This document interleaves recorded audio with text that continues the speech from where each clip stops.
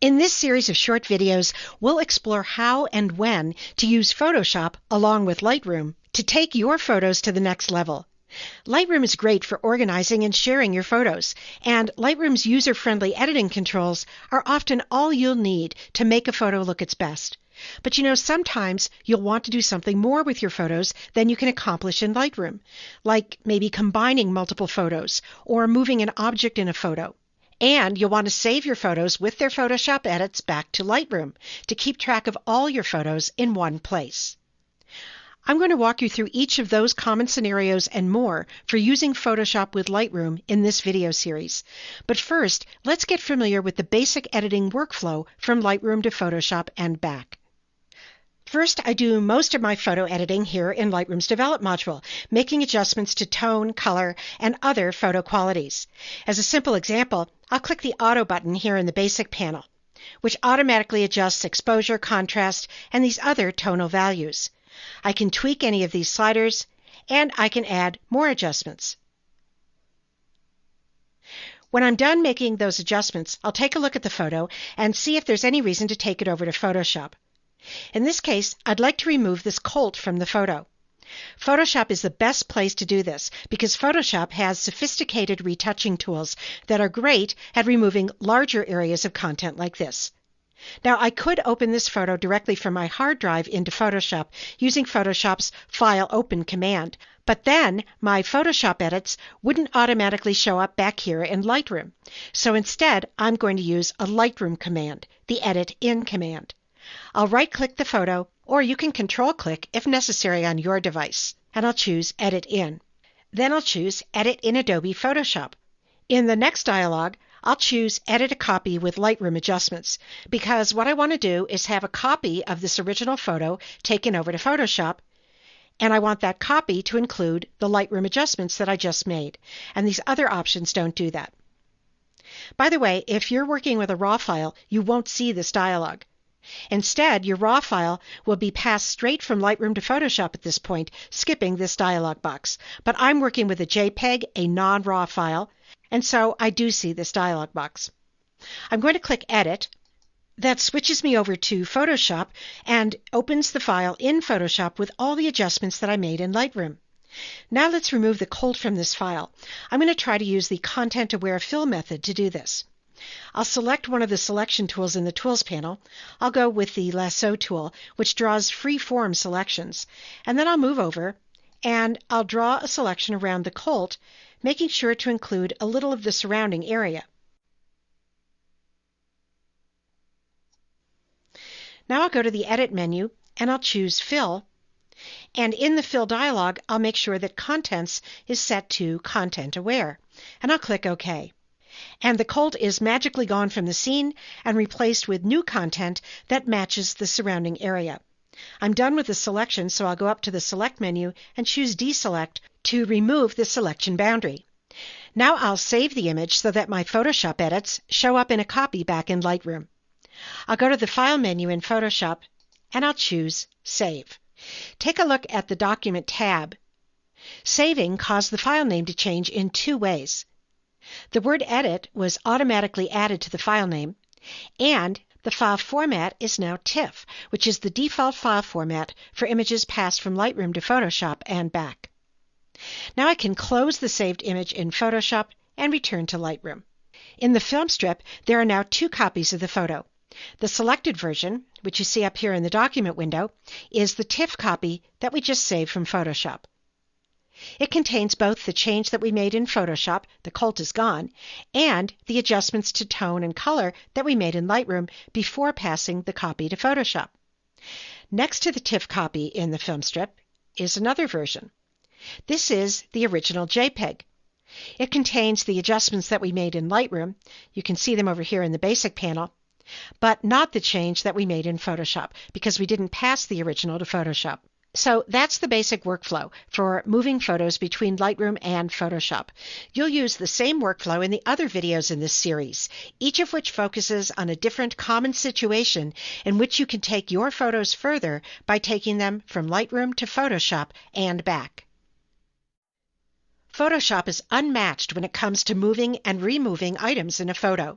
So it's no surprise that those are among the most popular reasons for taking a photo from Lightroom to Photoshop for further editing, as we'll do in this video. Here I have a couple of photos in Lightroom to which I've already applied some basic photo adjustments. There's some content that I'd like to remove from this photo and move around in this photo. So with both of these photos selected, I'll right-click either one, and following the same workflow I showed you in the first video in this series, I'll choose Edit in Adobe Photoshop. In this dialog, I'll choose Edit a Copy with Lightroom Adjustments, and I'll click Edit. That launches Photoshop with both of those photos open here. I'm going to click on the Document tab for the first photo. In this photo, I'd like to try to remove some of these birds from the park. For that, I'm going to use a relatively simple content removal tool in Photoshop, the Spot Healing Brush tool.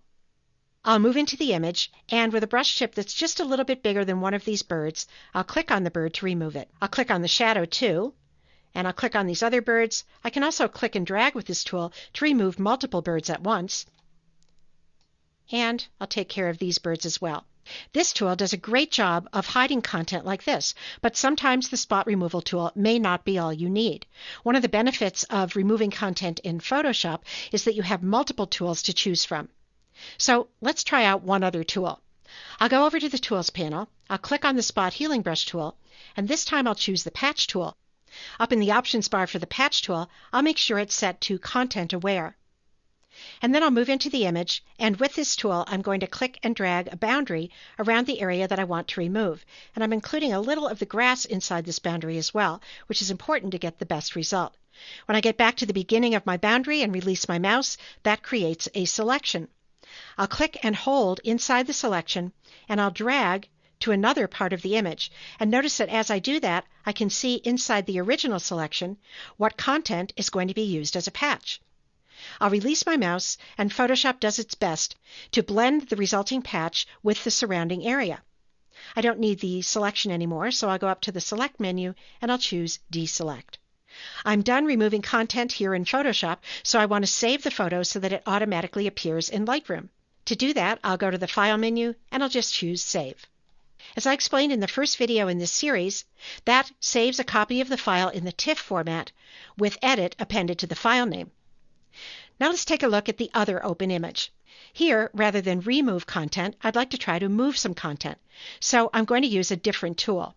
I'll go back over to the Patch tool, and from the same menu, I'll choose Content Aware Move tool. With this tool, I'll draw a boundary around the object that I want to move, this baby horse. And as I did with the Patch tool, I'm including a little bit of the surrounding grass inside of my boundary. When I get back to the beginning, that creates a selection. I'll click inside the selection and hold down, and I'm going to move the horse over and up a little bit, closer to his mother. Now, because I moved him up the hill, he really should be a bit smaller for perspective. So I'll click on one of the corner anchor points and drag in. And then I'll go up to the Options bar and click the check mark. And in just a moment, the horse is moved, and the area where he was is filled in with a matching patch.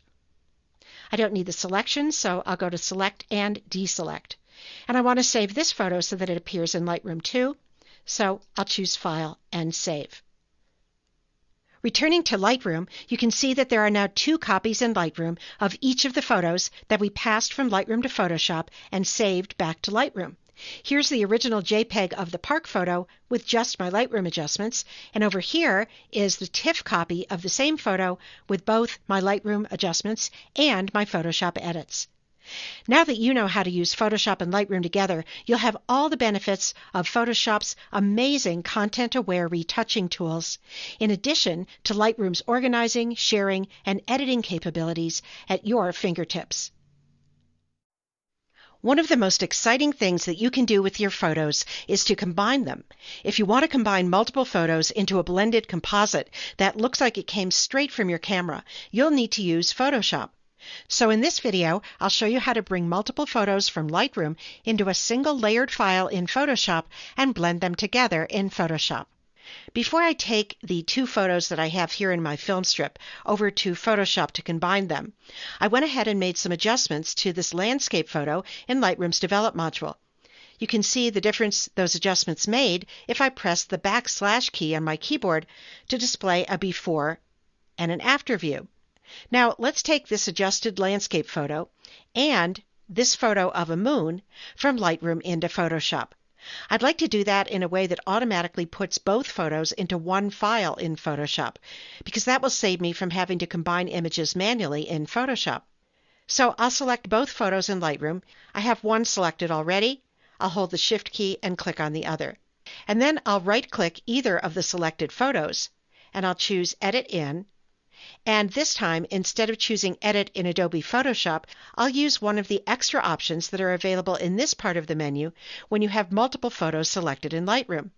And that's the Open as Layers in Photoshop option.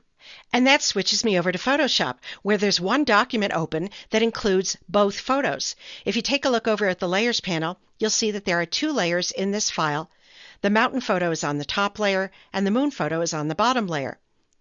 I'd like to switch the order of these layers so that the moon layer is on top of the mountain layer. So I'll select the moon layer in the Layers panel, and then I'll click, hold, and drag on that layer until I see a border just above the mountain layer, and then I'll release my mouse. The moon is obviously too big for the other photo, so with the moon layer selected, I'll go up to the Edit menu, and I'll choose Free Transform. That adds this bounding box with anchor points around the moon photo. I'll hold down the Shift key to constrain proportions, and I'll click and drag inward from one of the corner anchor points to make the moon photo smaller. Now, I don't have to get this perfect because I can tweak it later. Then I'll click inside of this bounding box, and I'll drag to position the moon approximately where I think I'll want it. When I'm done, I'll click the check mark. Now here's where things get really exciting.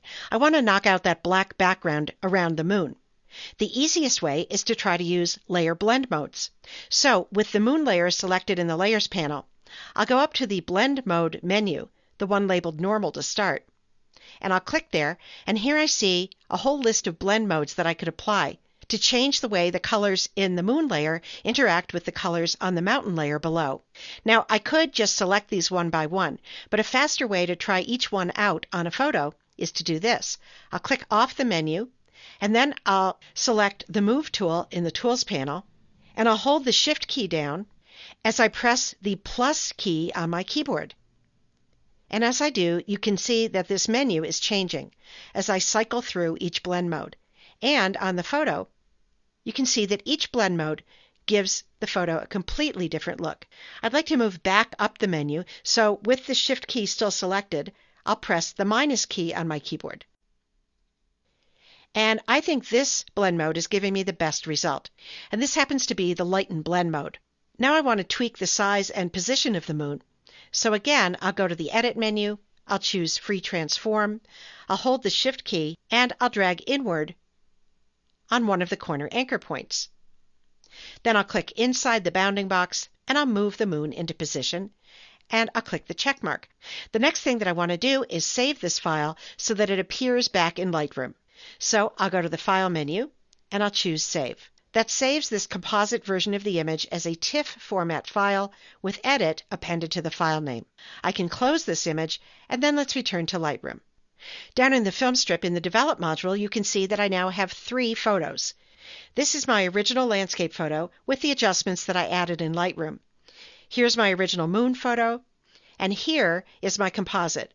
So the next time that you're feeling creative, try taking multiple photos from Lightroom to Photoshop to combine them into something new using the techniques that you learned here. Among the most exciting reasons to take your Lightroom photos over to Photoshop is to take advantage of Photoshop's unparalleled creative capabilities. Everything from layer styles to 3D effects to clipping masks to warping and so much more. Filters are just one example of the scores of creative features that you can apply to your photos in Photoshop. In this video, I'll walk you through passing a photo from Lightroom to Photoshop to apply the powerful Liquify filter. It's just one example of how Photoshop's filters can help you take your photos to the next level. Here I have a JPEG of a bird to which I've already applied some edits, but there are still some changes that I'd like to make, and for those I'm going to use the Liquify filter in Photoshop. So I'll right-click, and I'll choose Edit in Adobe Photoshop. I'll choose Edit a Copy with Lightroom Adjustments and click Edit. That opens the photo for editing in Photoshop. Here in Photoshop, I'll go up to the Filter menu, and I'll choose Liquify. That opens the large Liquify dialog. Over on the left are a series of tools specific to the Liquify filter. I mentioned that I'd like to try to widen the bird's eye, so I'm going to go for this tool, the Bloat tool. I'll move into the image, and I want my brush tip to be a little bit bigger than the bird's eye. If it isn't, you can resize your brush using the size slider over here, or you can use Photoshop's keyboard shortcuts for changing the size of a brush tip, pressing the right bracket key to enlarge a brush tip or the left bracket key to make a brush tip smaller. Now, to make the bird's eye a little bit wider, I'm going to click and hold for a second, and that puffs up the bird's eye. Let me do that again so you can see it. I'll click and hold, and the bird's eye puffs out. Now, I think that's too much, so I'm going to use another one of the Liquify tools, the Pucker tool, which has the opposite effect. I'll select the Pucker tool, I'll move into the image, and I'll click and hold for a second, and the bird's eye looks just about right now. Let's take a look at another tool, the Forward Warp tool. I'm going to use this tool to push in this bump on the bird's head, just pushing that bit of content in. That looks a lot better. I'll go around the back of the bird and I'll do the same thing back here. Now this time I need a smaller brush tip, so I'll press the left bracket key a couple of times, and then I'll just push in.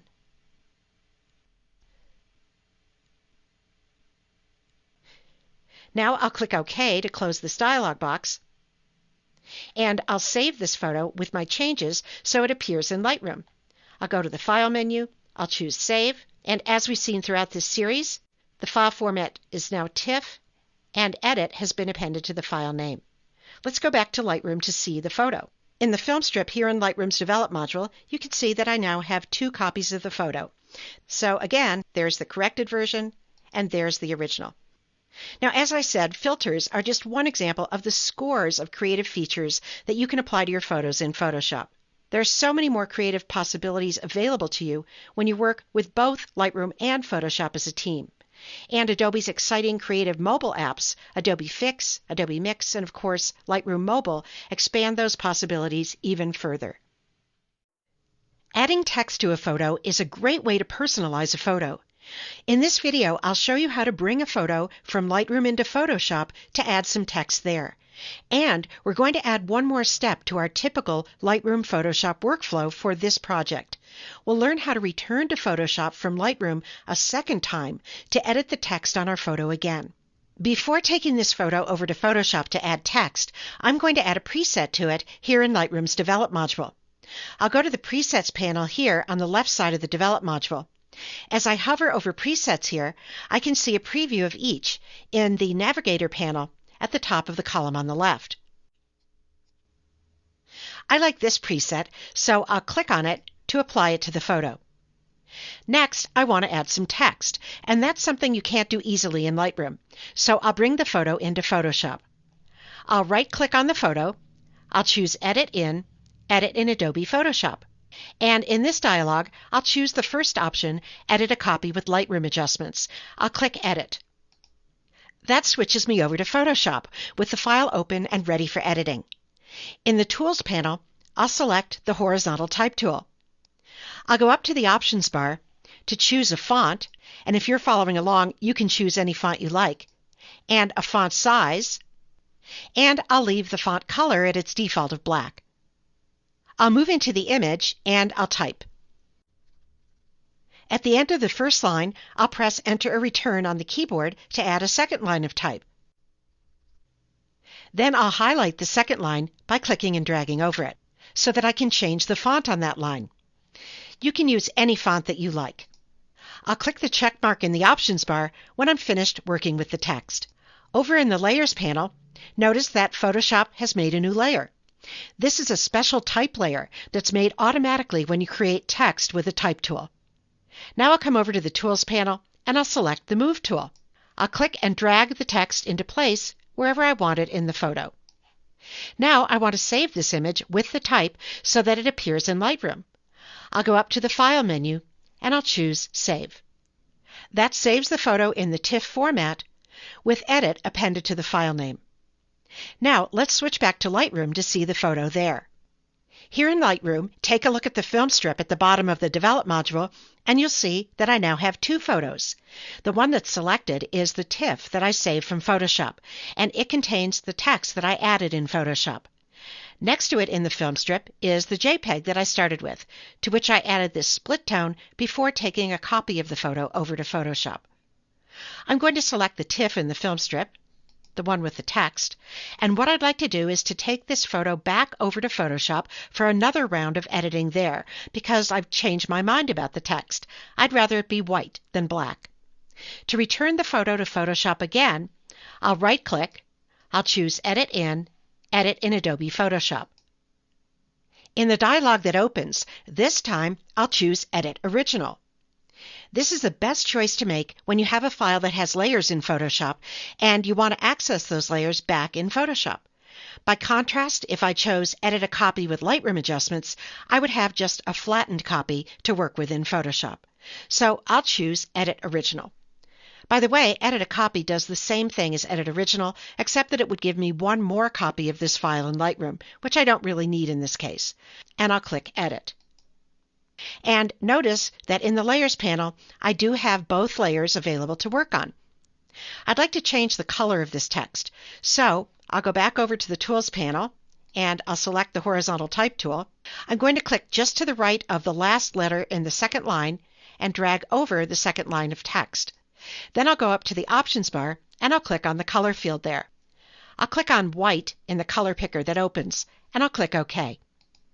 Now you can't tell that the second line of text is white now because of the highlight over it, but you will be able to see that as soon as I click the check mark up here in the Options bar to commit that text edit. Now I'll save the file again by going to the File menu and choosing Save. Now let's switch back to Lightroom again. Here in Lightroom, we can see the TIFF that I re-edited in Photoshop, and as you can see, the color of the text on the second line has been changed. So now you know not only how to add text to a photo and edit it in Photoshop, but also how to move an image between Lightroom and Photoshop more than one time. By the way, you can use the Edit Original option to re-edit not only type layers in Photoshop, but any layers that you add to a photo in Photoshop during a Lightroom Photoshop workflow.